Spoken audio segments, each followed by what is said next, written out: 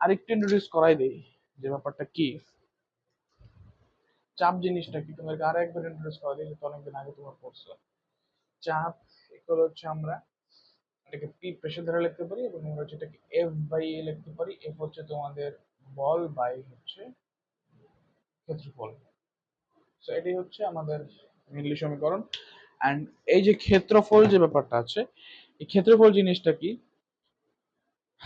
ক্ষেত্রফল হচ্ছে এমন একটা ব্যাপার যেরকম হচ্ছে আমরা ক্ষেত্রফল ধরে না, যে আমরা বর্গক্ষেত্রের ক্ষেত্রফল যদি আমরা বলতে চাই তাহলে এটা হবে তোমাদের আর স্কোয়ার, এবং তুমি যদি কোনো বৃত্তের ক্ষেত্রফল নিতে চাও 2 পাই স্কোয়ার, কিংবা তুমি হচ্ছে যে কোনো ক্ষেত্রফল নিতে গেলে তাহলে যেরকম হচ্ছে কি বলতেছি, প্রস্থ দৈর্ঘ্য, এটা এরকম হয়। তো এরকমই ব্যাপারটা হচ্ছে যে বল বাই ক্ষেত্রফল, এটা হচ্ছে চাপের মূল ক্ষেত্র ক্ষেত্রফল। আরেকটা ব্যাপার যেটা বলে রাখি, যে এই যে ক্ষেত্রফল যে ব্যাপারটা, এটা কিন্তু হচ্ছে তোমাদের একটা মানে ব্যাপারটা এরকম যে ক্ষেত্রফল যত কম হবে চাপ তত বেশি হবে, এবং এফ যত বেশি হবে চাপ তত বেশি হবে। অর্থাৎ আমাদের এই যে ক্ষেত্রফল যে ব্যাপারটা আছে, এটা ওর সাথে হচ্ছে ব্যস্তানুপাতিক।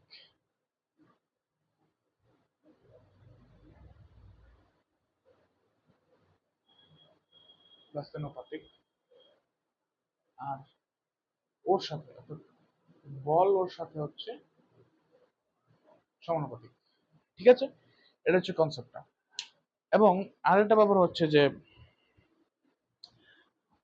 মানে কোন একটা বস্তুর প্রতি একক ক্ষেত্রফলের উপর লম্বভাবে প্রযুক্ত বলকে বলা হয় চাপ। এবং আম, অর্থাৎ কোন একটা বস্তুর উপর লম্বভাবে প্রযুক্ত বলকে বলা হয় চাপ। এবং আমরা যেটাকে বলি যে এই এফ, এটা বল এবং এ হচ্ছে ক্ষেত্রফল, এবং চাপের এটাই হচ্ছে সূত্র, মেইন সূত্র। বল বাই ক্ষেত্রফল, এবং ক্ষেত্রফল এটার সাথে ব্যস্তানুপাতিক, বলের সাথে সমানুপাতিক। অর্থাৎ ক্ষেত্রফল যদি কমে যায় চাপ বেড়ে যাবে, ক্ষেত্রফল যদি বেড়ে যায় চাপ কমে যাবে, বল যদি বাড়ে চাপ বাড়বে, বল যদি কমে চাপ কমবে। ক্লিয়ার? ওকে, ডান। তারপর আমরা ঘনত্ব নিয়ে পড়ালেখা করেছিলাম। ঘনত্ব কিরকম এটা আমরা সবাই জানি, যে ঘনত্ব কি, কোনো বস্তু যে জায়গা থেকে কোনো বস্তু যে জায়গা জুড়ে থাকে তাকে এর আয়তন বলা হয়, এটা আমরা সবাই জানি। এখন এই যে সেই সমান আয়তনের এক টুকরা মানে ব্যাপারটা কি, যে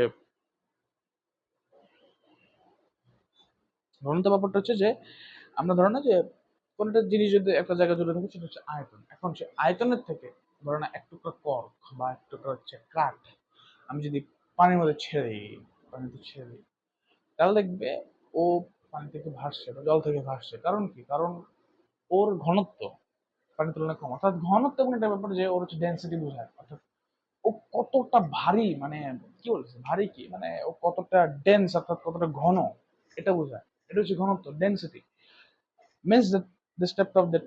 এটা এমন একটা ব্যাপার যে লোহা, ওর ঘনত্ব কিন্তু অনেক। আমরা ঘনত্ব কিন্তু লিখে দিয়েছিলাম কতগুলো, ওটা তোমরা আই থিঙ্ক মুখস্থ করার কথা। অ্যান্ড কর্ক, ওর ঘনত্ব অনেক কম, পানির ঘনত্ব ওর থেকে অনেক কম।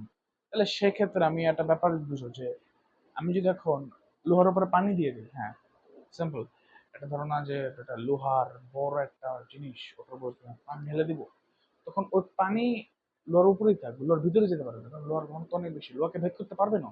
কিন্তু একটা পানির পাত্রে যদি আমি এক টুকরা পাথরও ফেলে দিই, একটা টুকরা লোহা যদি ফেলে দিই, ছোট একটা টুকরা, ও পানিকে চিরতে চিরতে একদম নিচে চলে যাবে, কারণ ওর ঘনত্ব পানির থেকে অনেক বেশি।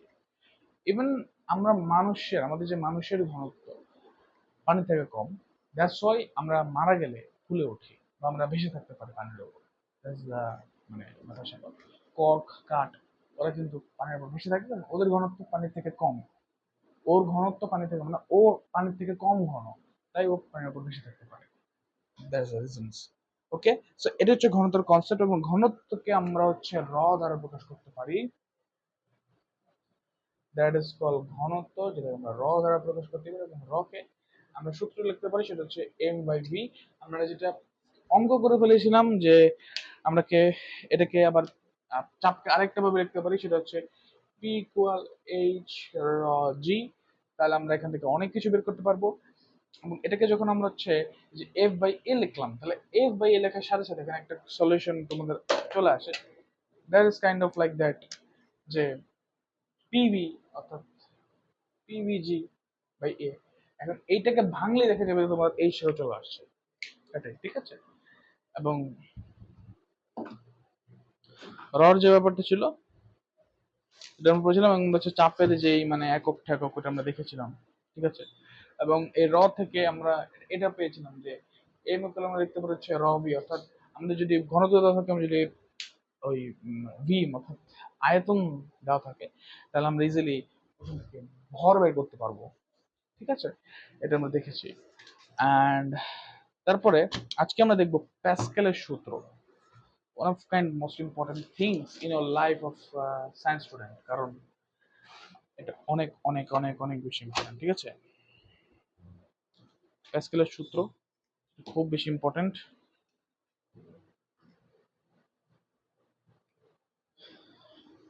এগুলো আগে মুছি।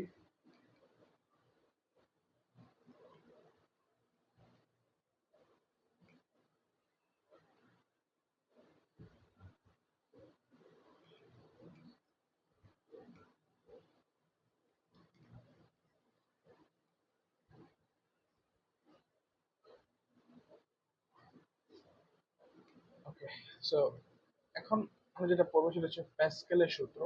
সো প্যাসকেলের সূত্রটা মূলত কি? এটা হচ্ছে একটা পিস্টনের সূত্র, বা তোমরা বলতে পারো সিলিন্ডারের সূত্র, কাইন্ড অফ লাইক দ্যাট। তো প্যাসকেলের সূত্র, রাইট?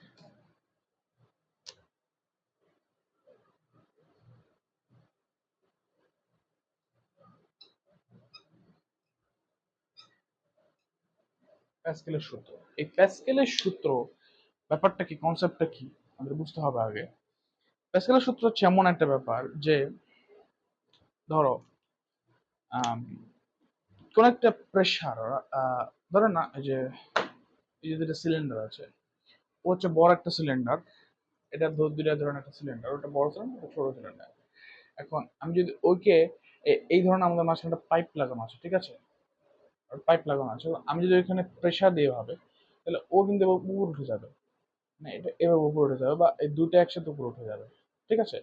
আবার আমি যদি এখান থেকে ওদেরকে প্রেশার দিই, তাহলে ও কিন্তু অনেক বেশি উঠবে, কারণ ওদের প্রেশার বেশি, কারণ ওদের যে ব্যাপারটা দেখতে পাচ্ছ তো, ওটা বেশি, আর ওর যে ব্যাপারটা কিন্তু কম।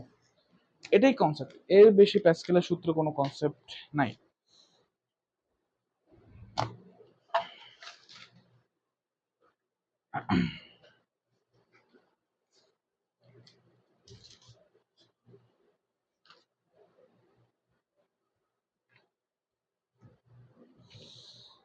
ওকে, সো প্যাসকেলের যে ব্যাপার স্যাপারটা, ওটা কাইন্ড অফ লাইক এরকমই, এর বেশি তেমন কিছুই নেই প্যাসকেলের সূত্রে। তারপর আরো অনেকের সূত্র আছে, যেরকম মানে টলেমি সূত্র থাকে, কিংবা তোমাদের হচ্ছে হুকের সূত্র থাকে, আর্কিমিডিসের সূত্র আছে, ঠিক আছে। সো প্যাসকেলের সূত্রটা ঠিক এমনই যে কোনো আবদ্ধ তরল বা বায়বীয় পদার্থের কোনো অংশে চাপ প্রয়োগ করলে সেই চাপ সব দিকে সঞ্চালিত হয়, এবং এটাই এটা হচ্ছে প্যাসকেলের সূত্র। অর্থাৎ তরলে কোনো আবদ্ধ তরল বা বায়বীয় পদার্থে কোনো প্রকার কোনো অংশে চাপ প্রয়োগ করলে সেই চাপ সব দিকে সঞ্চালিত হয়। এটা হচ্ছে মানে কাইন্ড অফ লাইক দ্যাট, এরকম যে কোনো আবদ্ধ কোনো আবদ্ধ আবদ্ধ তরল বা বায়ু বায়বীয় পদার্থে আবদ্ধ বা বায়বীয় পদার্থের পদার্থের কোনো অংশে কোনো অংশে যদি আমরা চাপ প্রয়োগ চাপ প্রয়োগ করলে সেই চাপ সব দিকে সঞ্চালিত হয়।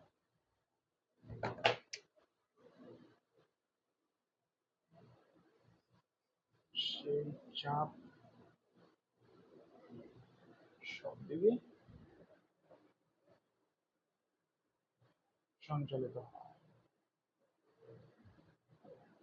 ওকে, সো এটা হচ্ছে প্যাসকেলের মূল সূত্র। এর উপরে কোনো সূত্র হবে না প্যাসকেলের। অ্যান্ড এখন যদি আমরা প্যাসকেলের যে কাইন্ড অফ ওই সূত্রের ভিজুয়ালাইজেশনটা করি, তাহলে হচ্ছে তোমাদের হচ্ছে ক্লিয়ার হবে।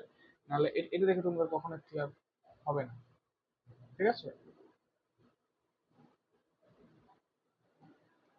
ওকে, চলো এখন আমরা হচ্ছে প্যাসকেলের সূত্রের ভিজুয়ালাইজেশনটা করি যে অ্যাকচুয়ালি এটা কিরকম। Let's go.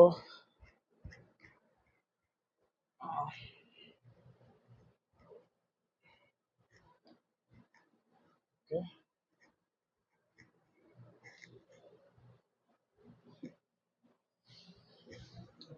সেটার ভিজুয়ালাইজেশনটা ঠিক এরকম হয় যে, ধরো না, যেটা বললাম যে এটা হচ্ছে একটা পিস্টন,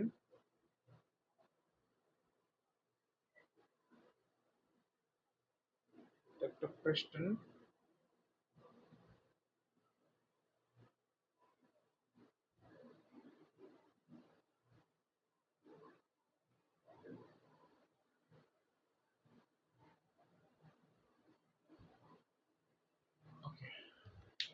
এটা হচ্ছে একটা মানে একটা নলাকার ব্যাপার স্যাপার, একটা ট্যাঙ্কের তুমি ব্যাপার স্যাপার ধরে রাখতে পারো। এটা হচ্ছে আমাদের সে পিস্টনের জায়গাটা। হ্যাঁ, আর এই যে ফুল ব্যাপারটা দেখতে পাচ্ছ তোমরা, যে ফুল ব্যাপারটা দেখতে পাচ্ছ, সেটা সম্পূর্ণটাই এখানে তোমাদের মোটামুটি পানি দিয়ে ঘোরা, ঘেরা।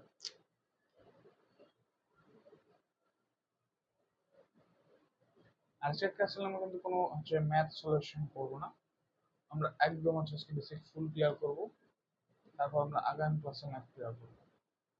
মানে তো এটা হচ্ছে পিস্টন 1, এটা হচ্ছে পিস্টন 2, এবং এর ক্ষেত্রফল বেশি, ক্ষেত্রফল কম। সো এটা হচ্ছে আমাদের ক্ষেত্রফল A1, এটা হচ্ছে আমাদের ক্ষেত্রফল A2, আর এখানে আমরা বল দিব হচ্ছে F2, আর এখানে আমরা বল দিব হচ্ছে F1। আর এটা হচ্ছে আমাদের পিস্টন 1, আর এটা হচ্ছে আমাদের পিস্টন 2। তো এটাই, এর বেশি অ্যাকচুয়ালি আর কিছুই নেই প্যাসকেলের সূত্রে, যা যা আছে বলে দিলাম। হুম, এখন যে সূত্রটা কি, মেন যে সূত্রটা ওটাই বলে নেই। মেন সূত্রটা হচ্ছে এরকম। আচ্ছা, তোমরা এটাকে মুছি, কারণ এটার নাম হচ্ছে তোমরা হচ্ছে বুঝবা না কি বলতেছি বা না বলতেছি।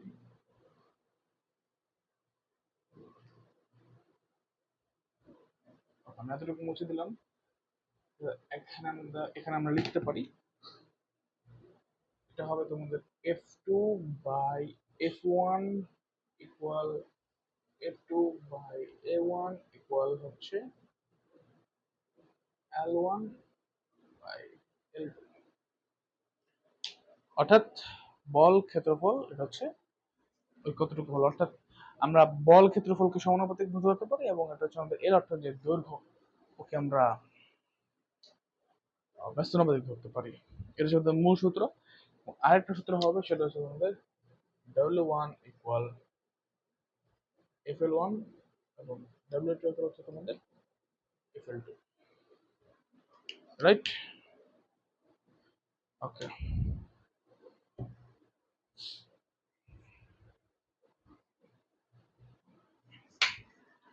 এবং তোমরা হচ্ছে আরেকটা ব্যাপার স্যাপার জানতে পারবে, সেটা হচ্ছে ইয়ং ইয়ং মডুলাস বা ইয়ং এর গুণাঙ্ক বলে একটা ব্যাপার আছে।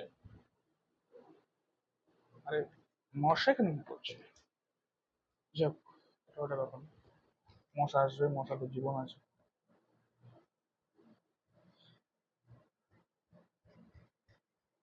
ওকে, সো যেটা হবে সেটা হচ্ছে যে এই যে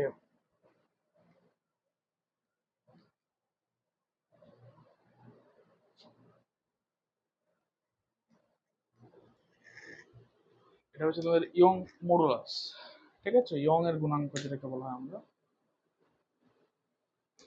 এটা হচ্ছে আমাদের এই ইয়ং মডুলাস এগুলো হচ্ছে তোমাদের এফএল বাই এএল, এটা হচ্ছে সূত্র। ডান। এবং এখানে আমরা ডেল এল লিখতে পারি, এবং এটাই, এর বেশি কিছুই না। অ্যান্ড লেটস গো, আমাদের কনসেপ্ট আস্তে আস্তে ফুরিয়ে আসছে, এটা আসলে অনেক ভালো একটা সংকেত।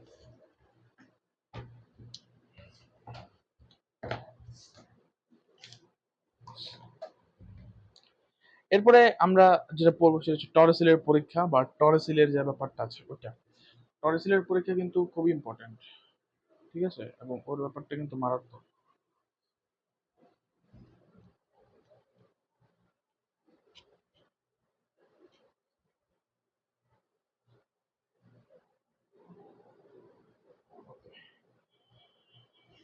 টরেসিলের যে পরীক্ষাটা ওটা এমন ছিল যে আমরা একটা পারদের শিশি নিলে, হ্যাঁ, একটা পারদের শিশি যদি আমরা এরকম একটা বড় শিশি নেই, এখন ওইটাকে যদি হচ্ছে আমরা এরকম উল্টা করে দিই পারদের শিশিটাকে, তাহলে ওইখানে 76 সেন্টিমিটার পর্যন্ত হচ্ছে পারদের শিশি থাকবে, এবং 76 সেন্টিমিটার নিচের পরে পারদ আর নামবে না। অর্থাৎ ব্যাপারটা এরকম যে যে আম, ব্যাপারটা এরকম যে প্রায় 1 মিটার লম্বা, এক মুখ খোলা, আমরা যদি একটা সুষম ব্যাসযুক্ত পুরু কাচের নল নেই, এবং সেই নলটিকে যদি বিশুদ্ধ পারদ দ্বারা পূর্ণ করি, এবং তারপরে ওটাকে কাশনলের খোলা মুখে আমরা একটা আঙুল দিয়ে, ধরেন এটা একটা 1 মিটার লম্বা একটা কাশনল, এবং ওটার হচ্ছে পুরোটা পারদ পূর্ণ, এবং আমরা হচ্ছে খোলা মুখে আঙুল দিলাম, এখন আটকিয়ে নলটিকে উল্টা করে খাড়া করে রাখার ব্যবস্থা করলে দেখা যাবে যে কিছু পারদটা কিছু দূর নেমে আসার পরে, পারদটা কিছুদূর নেমে আসার পরে থেমে যাবে, ও দাঁড়িয়ে থাকবে। এখন তোমার আপাত দৃষ্টিতে দেখে যে মনে হবে যে নলের ভিতরের পারস্তম্ভ আপনা আপনি দাঁড়িয়ে আছে, কিন্তু ব্যাপারটা এরকম না। বাস্তবে বায়ুমণ্ডলের চাপের একটা আহ, মানে বায়ুমণ্ডলীয় চাপের বায়ুমণ্ডলীয় চাপের একটা ব্যাপার স্যাপার আছে, যার ফলে এটা হচ্ছে। ব্যাপারটা কিরকম যে পাত্রের পারদের উপরে যে বায়ুমণ্ডলের সর্বদা চাপ দিচ্ছে, অর্থাৎ ওই যে পাত্রটার উপর বায়ুমণ্ডল সর্বদা একটা চাপ দিতেছে, এখন ওই চাপ দিতেছে, এই চাপ পারদের মধ্য দিয়ে সঞ্চালিত হয়ে নলের ভিতরে ঊর্ধ্বমুখী ক্রিয়া আহ, করে। এই চাপই নলের ভিতরে পারস্তম্ভকে ধরে রাখে। এখন যখন ধরে রাখে, এই চাপ না থাকলে অভিকর্ষের জন্য নলের ভিতরে পারদ নিচে নেমে আসতো। সুতরাং বায়ুমণ্ডলের চাপ এগুলো নলের পারস্তম্ভের চাপ, অর্থাৎ ওই বায়ুমণ্ডলের চাপ যতটা হচ্ছে ওটাই হবে। তাহলে এখন তোমরা বলো, সাধারণ ক্ষেত্রে নলের ভিতরে যে পারস্তম্ভের বলের উচ্চতা সেটা থাকবে প্রায় 76 সেন্টিমিটার, অর্থাৎ বায়ুমণ্ডলের চাপ 76 সেন্টিমিটার উঁচু পারস্তম্ভ ধরে রাখতে সক্ষম। এভাবে তরঙ্গের স্তম্ভের উচ্চতা ব্যবহার করে বায়ুমণ্ডলের চাপের পরিমাণ নির্ণয় করা যায়, ঠিক আছে। এই যে বায়ুমণ্ডলের চাপ, কিন্তু বায়ুমণ্ডলের চাপের একটা ব্যাপার স্যাপার আছে, সেটা হচ্ছে যে আমরা এখানে প্যাসকেলের সূত্র পড়তেছি না, আমরা এখানে বায়ুমণ্ডলের চাপ ও টলেসের পরীক্ষা পড়তেছি। আচ্ছা, ওর নাম তো টলেসি, টরিসেলি। আমি বারবার টলেমির ব্যাপারটা আমার মুখে চলে আসছে, তাই হচ্ছে আমি, ওকে, যাই হোক। তো ব্যাপারটা হচ্ছে যে উচ্চতা বায়ুমণ্ডলের চাপের এখন একটা ব্যাপার আসবে যে, দেখো, বায়ুমণ্ডলের চাপ নির্ভর করে বায়ুমণ্ডলের চাপ, উচ্চতা এবং বায়ুমণ্ডলের ঘনত্বের উপর। তাহলে ভূপৃষ্ঠ অর্থাৎ সমুদ্র সমতলে বায়ুর সাধারণ চাপ হলো 76 সেন্টিমিটার, পারস্তম্ভের চাপের সমান। কিন্তু ভূপৃষ্ঠের সমুদ্র তল থেকে যত উপরে ওঠা যায়, বায়ুস্থলের ওজন ও ঘনত্ব ততটাই হ্রাস পায়। এই জন্য উচ্চতা বৃদ্ধির সাথে সাথে বায়ুমণ্ডলের চাপ কম হয়। এভারেস্টে পর্বত শৃঙ্গ উপরের উচ্চতা বায়ুমণ্ডলের চাপ সমুদ্র তলের চাপের 30%, অর্থাৎ 70% নাই। তাহলে সেই ক্ষেত্রে সেজন্য বেশি উচ্চতায় ওঠা শ্বাস প্রশ্বাস নেওয়া কষ্টকর হয়ে যায়। এবং আবার বেশি উচ্চতায় বায়ুমণ্ডলের চাপের চেয়ে মানুষের যে ব্যাপারটা হয় যে এবং বেশি উচ্চতা বায়ুমণ্ডলের চাপের চেয়ে মানুষের রক্তচাপ বেশি থাকে, এবং মানুষের রক্তচাপ বেশি শ্বাস প্রশ্বাস নিতে কষ্ট ওটাই। ঠিক আছে, ওকে। তারপরে আরেকটা জিনিস যে আমরা হচ্ছে এই যে পারস্তম্ভের যে উচ্চতাটা এবং বায়ুমণ্ডলের চাপ, এটাকে মাপার জন্য আমরা ব্যারোমিটার ব্যবহার করি। ব্যারোমিটারই ব্যবহার করা হয়। ব্যারোমিটার কি আমরা একটু বলতেছি, দাঁড়াও। ব্যারোমিটার হচ্ছে পারস্তম্ভের উচ্চতা ধীরে ধীরে বাড়লে বুঝতে হবে বায়ুমণ্ডল থেকে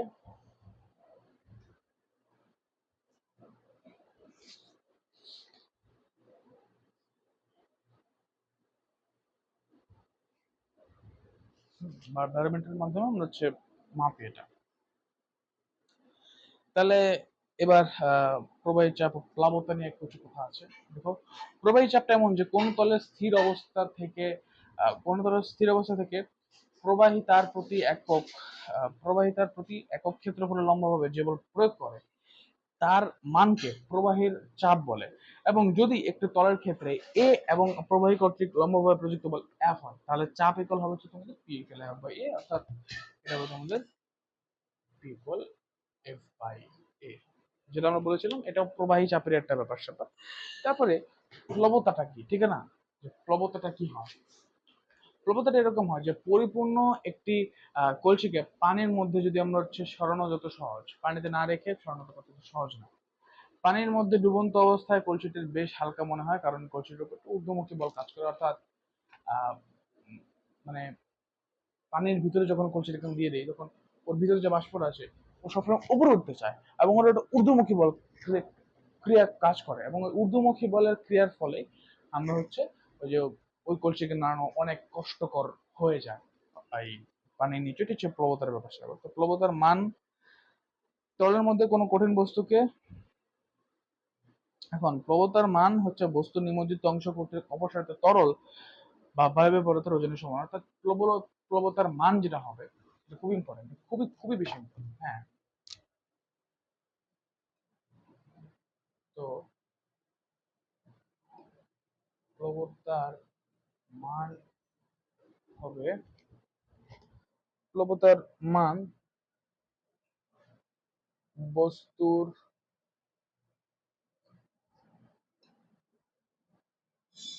নিমজ্জিত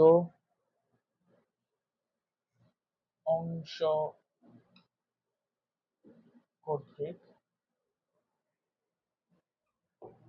তরল বা বায়বীয় পদার্থের সমান। এটা হচ্ছে প্লবতার মান, তোমরা বলতে পারো। হ্যাঁ, অংশ কর্তৃক অপসারিত হবে এখানে, এখানে হবে তোমাদের অপসারিত তরল বা বায়বীয় পদার্থের ওজনের সমান।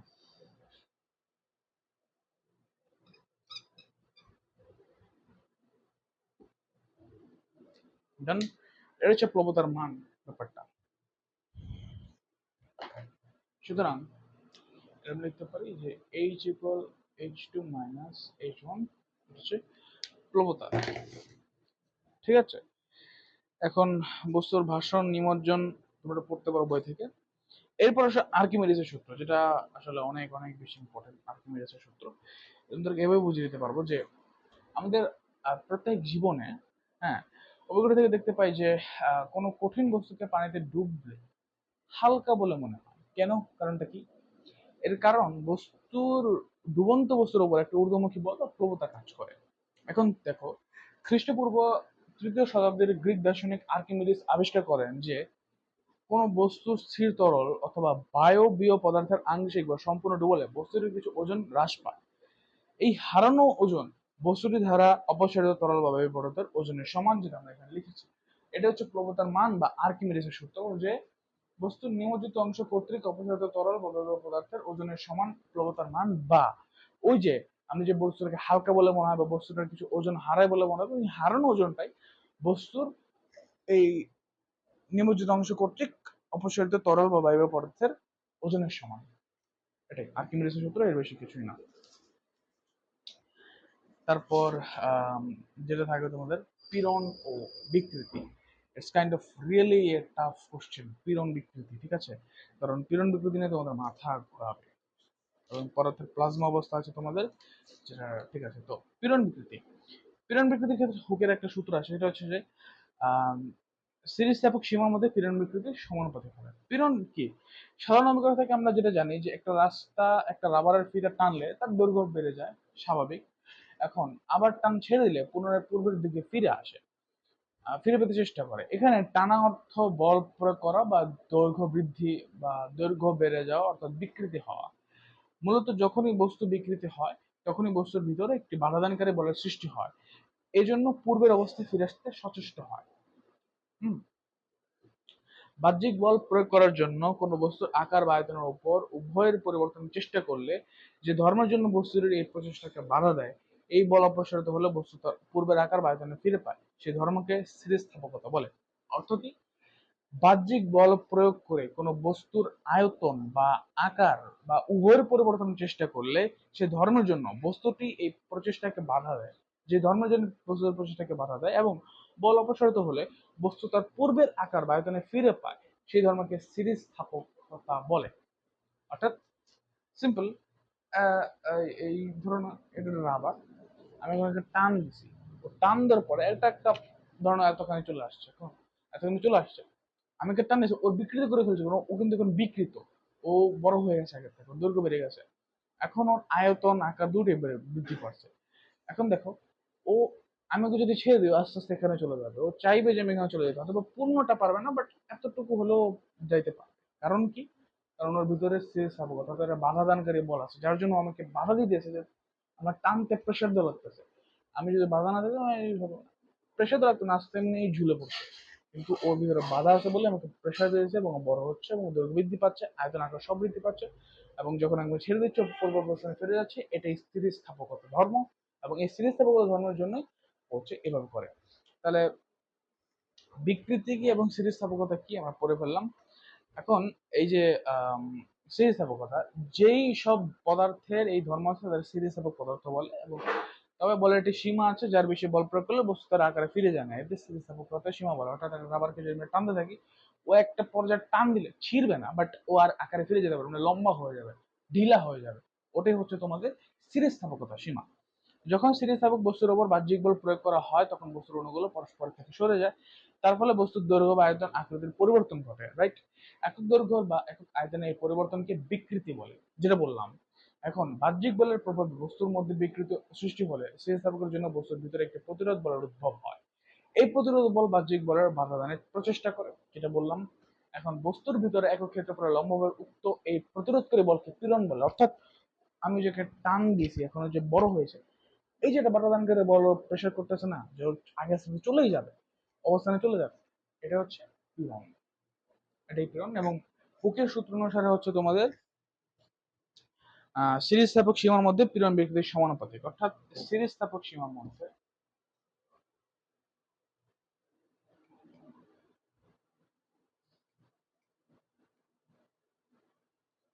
সিরিজ স্থাপক সীমার মধ্যে পীড়ন বিকৃতির সমানুপাতিক। অর্থাৎ সিরিজ স্থাপক সীমা, এটা হচ্ছে তোমাদের পীড়ন বিকৃতি সমানুপাতিক। এবং আমরা এখানে লিখতে পারি যে পীড়ন ইকুয়াল ধ্রুবক ইন্টু বিকৃতি, অতএব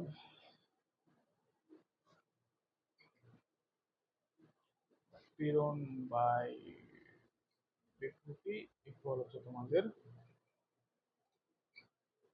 ধ্রুবক। ডান, এর বেশি কিছু না, সেটাই। এবং পীড়ন বা বিকৃতির কথাবার্তা। এখন পদার্থের একটা চতুর্থ অবস্থা, সেটা প্লাজমা অবস্থা, এটা আমরা সবাই জানি। এখন প্লাজমা অবস্থা হচ্ছে পদার্থের চতুর্থ অবস্থা, এবং এই প্লাজমা হলো অতি উচ্চতা ঘনমাত্রার আয়নিত গ্যাস। প্লাজমার বড় উৎস হচ্ছে সূর্য, অতি উচ্চ তাপমাত্রায় আয়নিত গ্যাস, যেটা সূর্যে সম্ভব। তাছাড়া অন্যান্য নক্ষত্রগুলোতে প্লাজমার উৎস আছে। প্রায় কয়েক হাজার ডিগ্রি সেলসিয়াস তাপমাত্রায় প্লাজমা অবস্থার উৎপত্তি হয়। গ্যাসের ন্যায় প্লাজমার কোনো নির্দিষ্ট আকার বা আয়তন নেই। প্লাজমা কণাগুলো তড়িৎ আধান বহন করে, তাই প্লাজমা তড়িৎ পরিবাহী হিসেবে কাজ করে। শিল্প কারখানায় প্লাজমা টর্চ দিয়ে ধাতব পদার্থ কাটা হয়। যে প্লাজমা যে টর্চ, অর্থাৎ লেজারও বলতে পারো তোমরা, কারণ অনেক থাউজেন্ড ডিগ্রি সেলসিয়াস তাপমাত্রা হয়ে যায় এটা। যদি দেখবে সূর্যের থেকে একটা প্লাজমা রে চলে আসে, পৃথিবীর উপর দিয়ে যায়, তখন এটা নীল কালার, প্লাজমা রেই হয়। এবং প্লাজমা রে যখন সূর্য পৃথিবীর দিকে আসে তখন অনেক হিট প্রডিউস করে। ওই ছোট্ট একটা প্লাজমা রে পৃথিবী থেকে 1000 গুণ বড়, কয়েক লক্ষ গুণ বড় হতে পারে। হ্যাঁ, তো এটাই এর এই প্লাজমা অবস্থা, এবং এটাই হচ্ছে আমাদের পীড়ন বিকৃতি, এবং এটাই আমাদের এই অধ্যায়ের বেসিক এর কনসেপ্ট ক্লিয়ার করে দেয়। তো যেটা পড়ালাম, আমাদের অধ্যায়ের বেসিক ক্লিয়ার হয়ে গেছে, এবং আমরা পঞ্চম অধ্যায় থেকে চাইলে বেসিকের ব্যাপারটা বিদায় নিতে পারি। আমরা আগামীকাল হচ্ছে তোমাদের সিকিউ ধরবো। যদি সিকিউ আগামীকাল শেষ করতে পারলে ভালো, না করতে পারলে আমরা একটা ক্লাস